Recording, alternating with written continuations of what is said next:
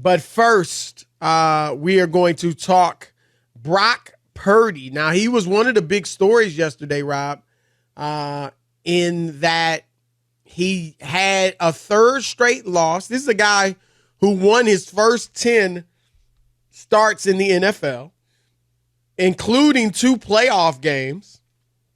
This is a guy, Rob, who had the highest passer rating in the history of the league through his first 10 starts. And he led the league right now in passer rating. Now he's second. He's still second, even after 3 bad games. But he's the talk because the Niners have dropped 3 straight. Deebo Samuel's out. Trent Williams, the great left tackle, is out. And Brock Purdy had 2 bad interceptions Sunday against Cincinnati that helped, them lose that game, and 2 more against Minnesota. As Tyler Dragon said, some are giving him somewhat of a pass on the 2 interceptions against Minnesota, Rob, because those came after he was concussed. And you remember a year ago when Tua was concussed against Green Bay, but they didn't realize it till, later that week. He played the whole game and threw 3 interceptions for the first time all season. And so, it obviously can affect you. But he's got 5 interceptions, 3 touchdowns in his last 3 games. And so people are all over the place on him.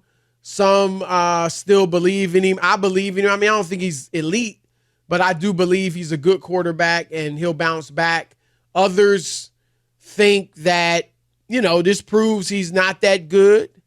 Others are going as far as to think maybe they should look at Sam Darnold or made a mistake in letting Trey Lance go. So where are you at on Brock Purdy?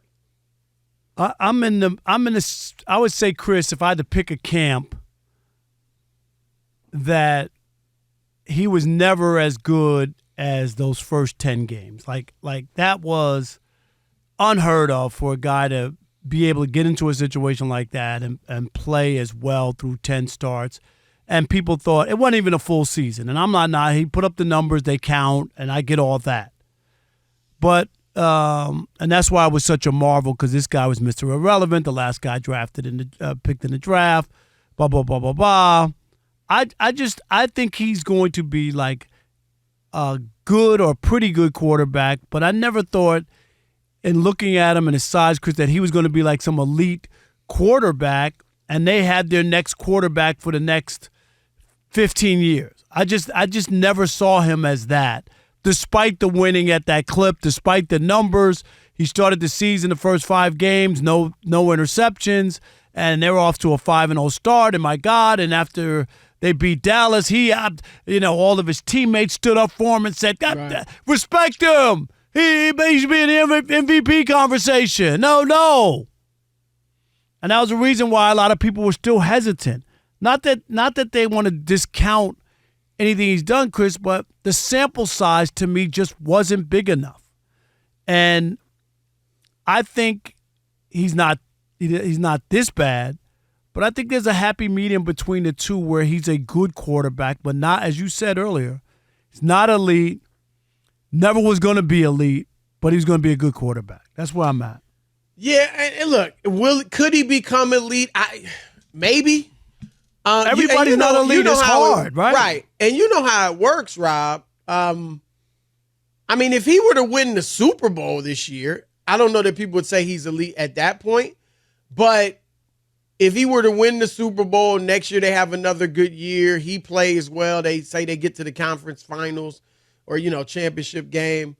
I think if he put up the numbers and they're consistently winning, and one of those wins is a Super Bowl, then I think eventually people might look at him as elite. But yeah, at this point, he's not elite. And obviously, I mentioned it with Russell Wilson. He's not as good as those numbers. The numbers were saying he's like the best quarterback ever as far as passer rating. Right. And so obviously you can't go that far. But I think I still believe he'll bounce back because as I think it was Tyler we were talking with, it happens. I don't know if it was him or if it was just somebody else. With the I concussion heard thing? from. No, I mean, like, these struggles. Actually, it was somebody else I was listening to on my way home. But, Rob, usually young quarterbacks struggle almost immediately or some point during their first year, and he didn't have that. And so now he's going through the struggles. Remember, you mentioned Patrick Mahomes, it was 2021. Now, granted, he had already won an MVP. Yeah, won a he's Super a Bowl. little. I just wouldn't mention Patrick. No, with this yeah, guy. it's different. This guy's not on that level. Not on that, right. But I'm just saying, even he, you remember 7 straight games with interceptions, 10 interceptions in those 7 games. Right. Even they were doing the cover 2, and it was giving him some problems. Jalen Hurts, Rob, as I said earlier, you remember 2 weeks ago, he has 7 touchdowns, 7 interceptions in 6 games. So people were wondering, why did he, was it kind of a 1-year fluke? And obviously the last 2 games, he's been tremendous, throwing for 300 yards a game, 6 touchdowns, 1 pick. So he's, he went through it. It happens. So that's why I'm going to be patient. Kind of as you said, you should be patient when it was on the high road as well. Well, yeah, I agree with that. I've always been that. You know me. I'm always the one. I'm going to pump the brakes a little bit, and I just want to see a larger sample size. And I'm sure there are a lot of scouts, a lot of people going like, "See, I told you that." Everybody, the scouts are saying we blew it on him and we didn't see whatever it was with him. But I just think we need more games. And then the other thing too is, and we talked about Dak, Chris, when Dak first started. He had everything. They had a great defense. Yep. Ezekiel Elliott was the best running back. Remember when Dak? Oh my God! Look at the Cowboys. Look at what the Cowboys found. Right? Look what the Cowboys found. Wow, they got their quarterback forever. They got to get rid of Tony Romo, even though they didn't want to. Right. That's where it was. And now these years later. He's week to week. Like with Dak. He's 1 week proven to be good, right. But he hasn't progressed to elite. There's no question about it. And, and I think it's good that you brought him up, Rob, because Purdy he doesn't run it as well as Dak, obviously, or Dak did. Right. But he's a game manager. He's managing the game. That's all they've called on him to do. And he has been able to make some big plays with his arm. Not so much with his leg, although he's run a little more lately. But I think the problem lately for them, Rob, has been their defense hasn't been nearly as good. Remember, we thought this was maybe a historic defense. And last 3 weeks, they haven't been very good. And then the run game hasn't been there. So McCaffrey was averaging over 100 yards a game through the first 5 games, rushing. Since then, last 3, he's averaged fewer than 50 yards, like 47 yards a game. And so now, whereas before it was, all right, we got great defense, we run the ball, we got the best running back in the league, and we've got a quarterback that doesn't make mistakes and can make some good throws. Now, it all of a sudden, when the defense foundered, when the running back, can't get Trent Williams, that's a big problem. That might be why McCaffrey isn't getting any room to run. But Trent Williams being out, and now all of a sudden it's a little more on Purdy's shoulders, right? Not to mention he doesn't have Deebo Samuel. So now it's like, okay, we need you to carry us a little more, right? Not just manage, but carry us. And that's when he struggled. Now, in fairness, I got to say this, Rob. Yesterday he was playing well. He threw for 365 yards. Some of that was at the end of the game. But he was playing well. And then he made the bad mistakes, interceptions in the last, quarter. Right. Game before it, same thing against Minnesota. Was playing well and then fell apart at the end. Maybe it was the concussions, who knows. But he's made some, even the last 2 weeks, he's made some big-time throws. But the bottom line is no matter how many big-time throws, you can't turn the ball over in these close games. I think he'll learn from it because he's been smart, been a good decision maker, been precise for the most part. But he's going to have to go out there and prove it. Chris, what about the rope that he has? Has he bought with enough? Darnold, you mean? Yeah, like the idea. Like if he goes out and has another, like they were 5-0 and loses again and doesn't play well, has another couple of picks.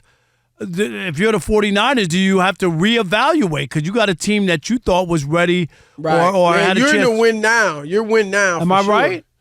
Yeah, I would give him.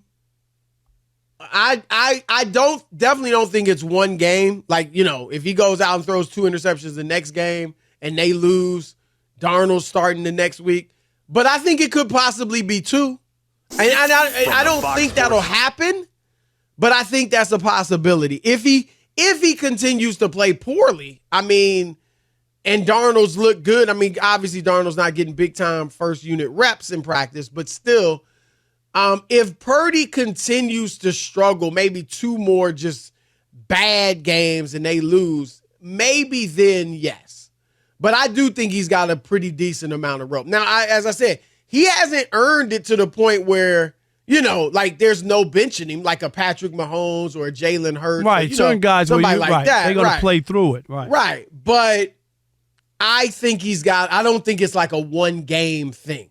Their next game is Jacksonville, which obviously will be a tough game, but both of those teams coming off the bye, too. So, I think they'll definitely be discouraged if he doesn't play well, because they'll be like, man, he had a bye week to heal up. If it was the concussion, he should be good now, Trent Williams should be back. So I think that if he plays poorly and they lose, they'll definitely start to consider it. But I think at this point, I think at this point, it's really not there. Do you? I just think if he has yet another one, that they would have to start to consider it. Because you got to remember, because then you can start to look and go, you know what, this is the first full season when you start adding up the games, Chris, Right, and maybe he's hit a wall. And obviously teams get more tape. Right, and that's a fact, right? You just kind of know tendencies and what guys do, and you want to get him off his sweet spot, where is he best from, all that stuff. And tape does matter. That's why there's all these cheating scandals, Chris, with tape, right? Right. And signals. Doubt. There's a reason for that stuff. You're not doing it for no reason.